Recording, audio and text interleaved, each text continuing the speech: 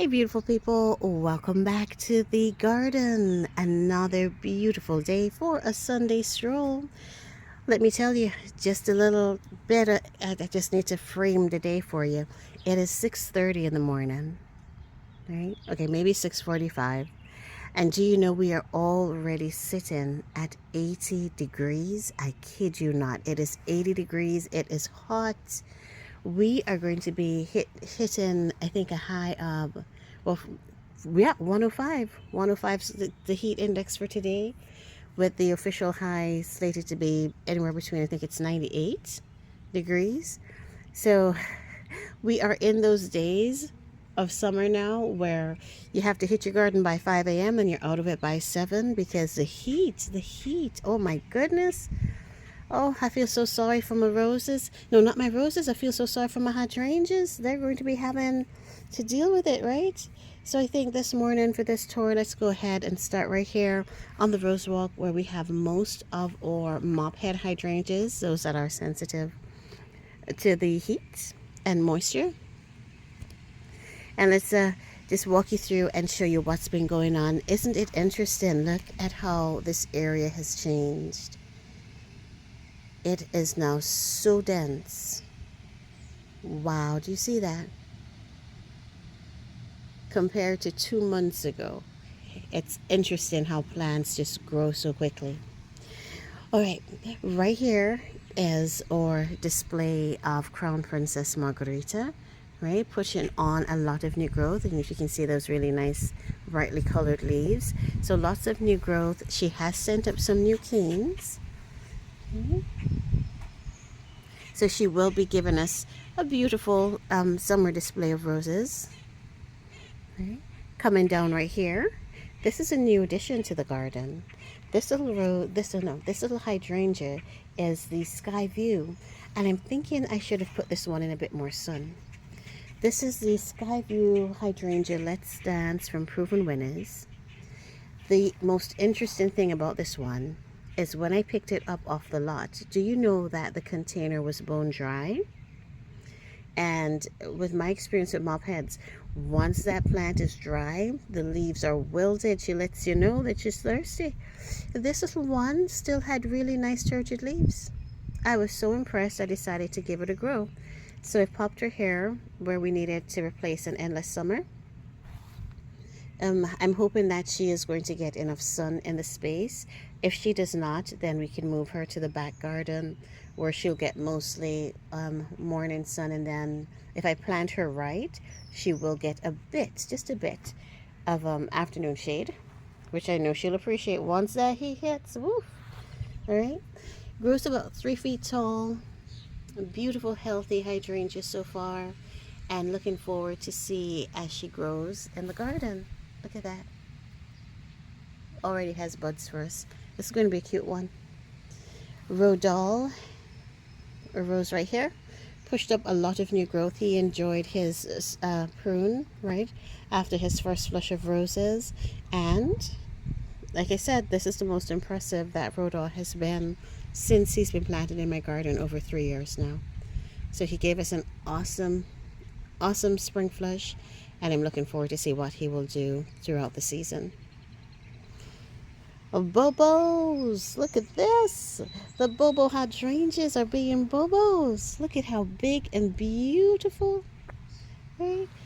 I remember when we transplanted these from containers and I was so worried. And look at them now. A year or so later, look at these Bobos. Okay?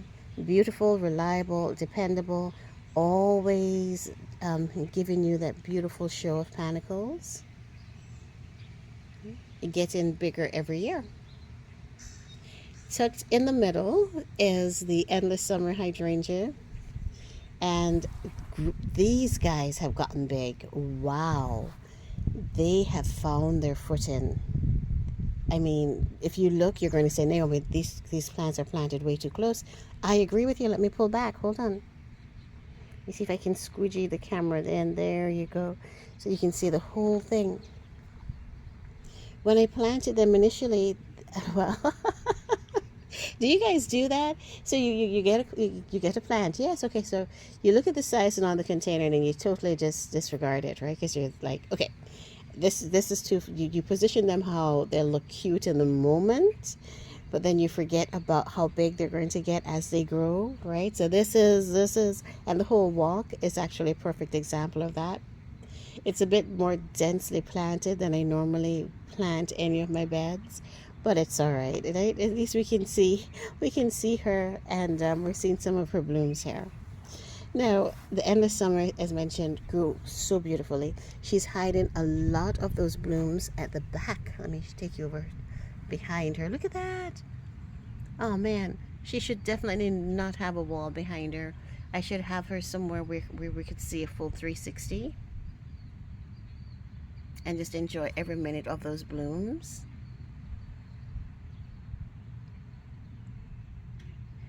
But she is doing really, really well so far. And although she's squeezed into the middle of the Bobos, I think she might be liking it somehow. Right? Look at that. Look at all of those blooms hiding back there.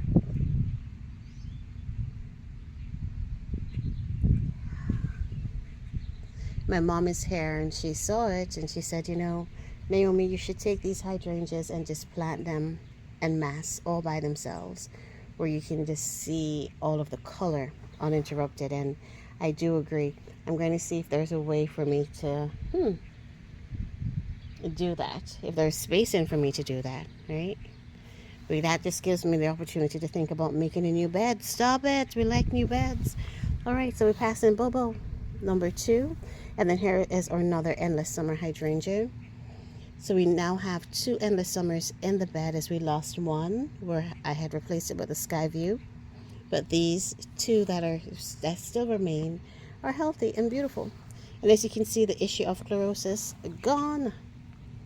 No more chlorosis issues with this one. Okay. Growing healthily, beautiful, and strong. So next year, note to self, I know what to use so that they don't have to start their season so stressed, right? Look at that. Beautiful plant. All right, coming on up, we're going to be getting a bit of sun now. Is Gertrude Jekyll, right beside our endless summer, pushing up lots of new growth. Gertrude wants to climb. Do you see that cane back there? I'm going to come in and cut it back, cut her down to size. I'm going to try to keep her well behaved as a shrub, right? Because we've already tried to grow her as a climber in this space, and it's just something that I cannot handle. She's way too vigorous as a climber.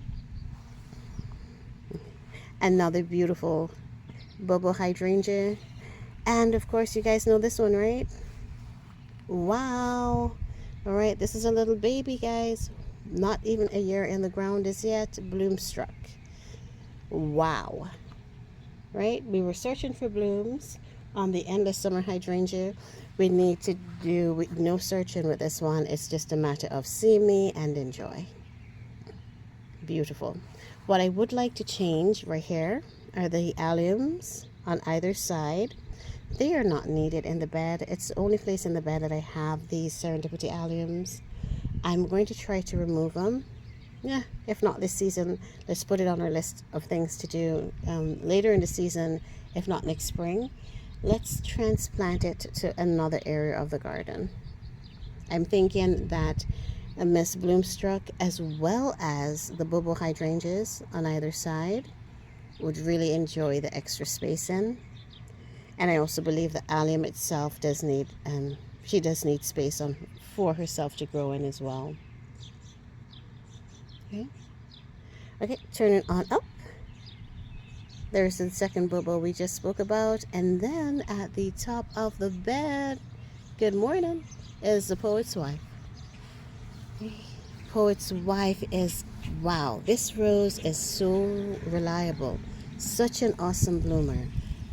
Deadhead her and let her do her thing. She is definitely going to reward you. She has to bloom and she will bloom. The fragrance is outstanding. right? Beautifully fragrant rose. Disease resistance is off the charts for me. I have not had an issue with black spot or powdery mildew on this one, and it's one that I really enjoy in the garden. Right, that is the poet's wife.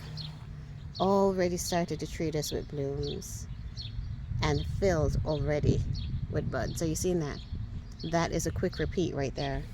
That is a quick repeat. Right, I'm going to turn the camera around. I try to do it slowly just to show you Olivia Rose Austin. Okay, Olivia is pushing up a lot of the new growth. She did not do as well for me this spring. She's having an off season. As you can see, all the space. Normally in her bed, there is no space to be seen when Olivia is growing. Right, which tells me that, hey, all right, she's just not happy. She's just not happy with me this season. But she is showing me that she's got a little bit of energy. So she's pushing up new growth, pushing out buds. And I'm hoping that with a lot of love and tender care throughout the season, that we'll have a healthier, more vigorous, vibrant Olivia Rose Austin next spring.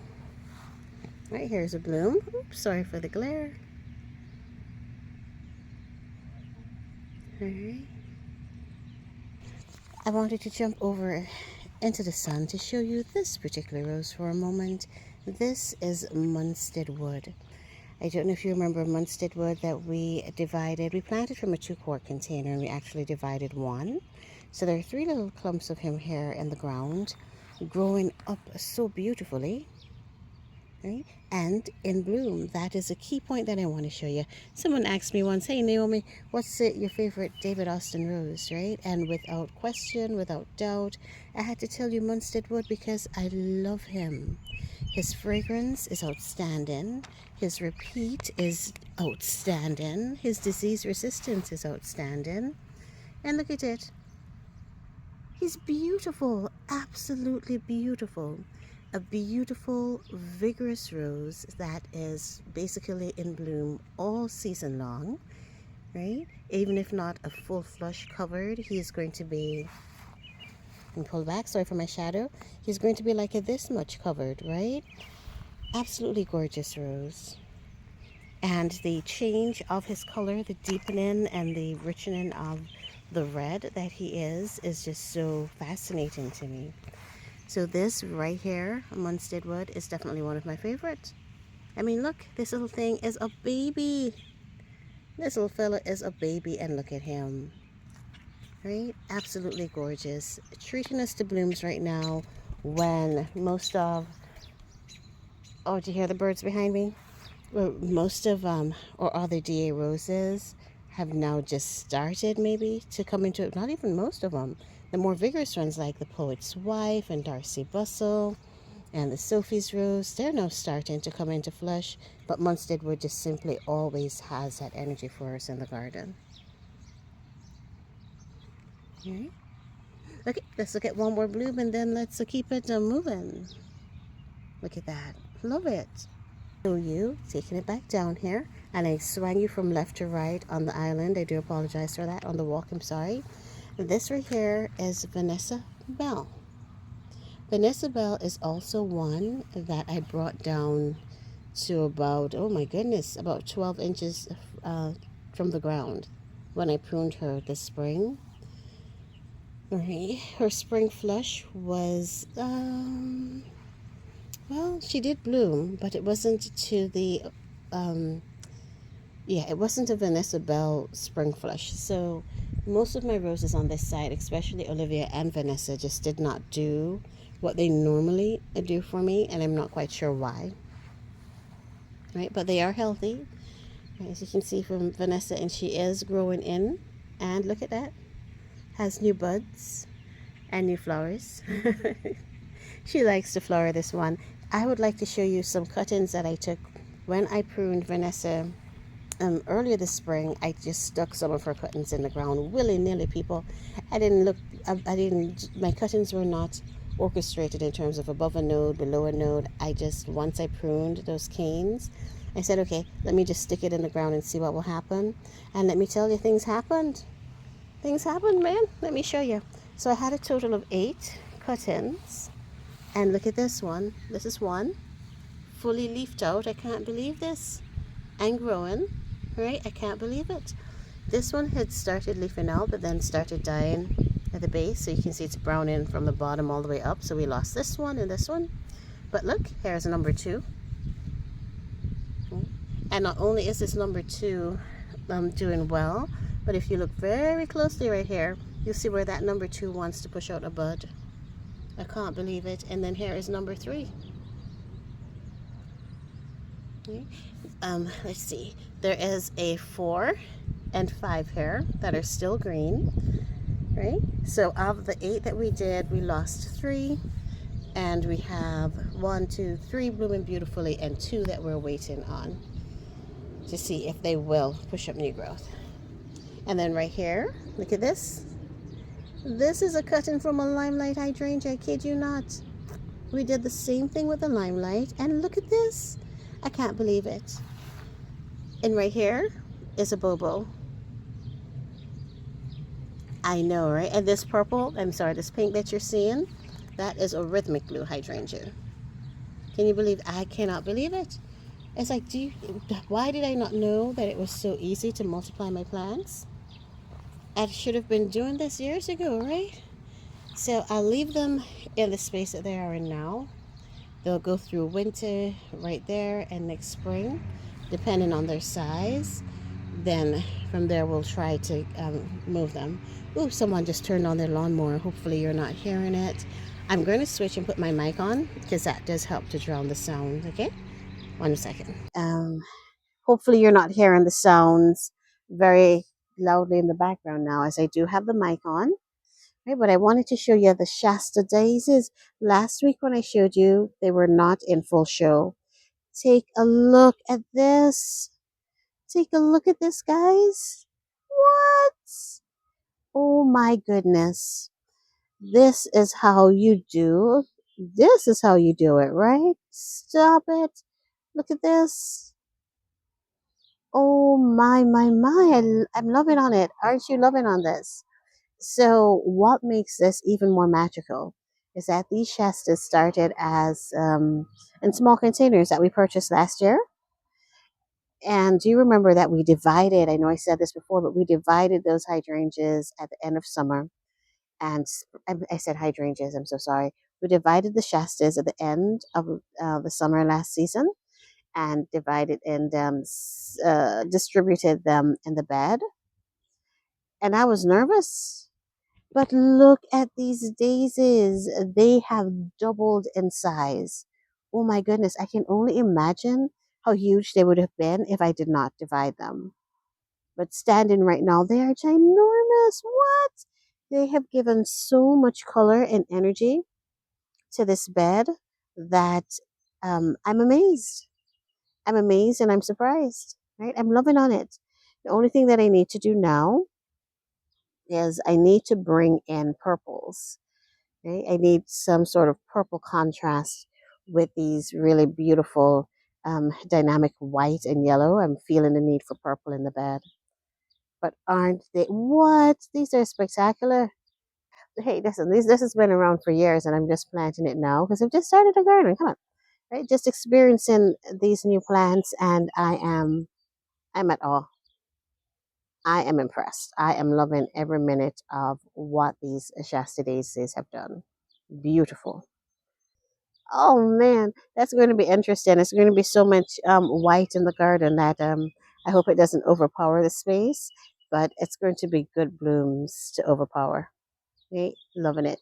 Back there in the container, that is our purple, no, that's our lavender salvia. It's an annual, grown as an annual hair.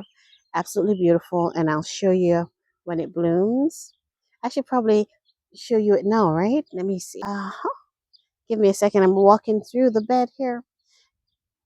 Good thing to do because I can show you some foxgloves. The foxgloves in this bed on the island have not started to grow like the ones that we have in the other bed by Margaret Morrow. But I am giving them time. Maybe they won't flower for us this year, but they do come back. So maybe we'll see them next year. Hopefully, fingers crossed, right? So this is a salvia, the lavender salvia, and what I wanted to show you are how absolutely awesome the coloring is how absolutely awesome the coloring is on this on the foliage, right? Look at the leaves, and then look here at the underside. What? Stop it! Look at all that personality. Do you want to see it again? Really nice, rich green on top, and then bam! She treats you to that purple on the underside. That is just beautiful. And when the stalks come up, the stalks actually come up this purple, right? And then she blooms a nice light lavender color. Beautiful, right? This is a look at the island. We're standing at the back of the island, which we're never usually on the back, but this is a look at the island from the back, right? There's a bloom there from Bring Me Sunshine. Bring Me Sunshine really loves to keep blooming. I like that, right? Coming on down, Hyde Hall. Hyde Hall has a bloom, but I think it might be faded here. This rose is something else. I'm going to enjoy him. Oops, his blooms get bigger. Look at that. And even more beautiful with time. So as this rose matures, I am expecting some seriously good blooms. Seriously. Now, as we say blooms. I pulled back. The sun is out now, so we are going to be getting out of it, right? That was a longer than usual Sunday stroll through the garden, but I really wanted to show you all of these beautiful plants. I'm so happy with how everything is growing. And I just really enjoy sharing it with you, right? I surely do. All right, guys, thanks for joining me again for another beautiful day in the garden. You are all awesome. Thanks for watching, and I will see you in the next video. Bye.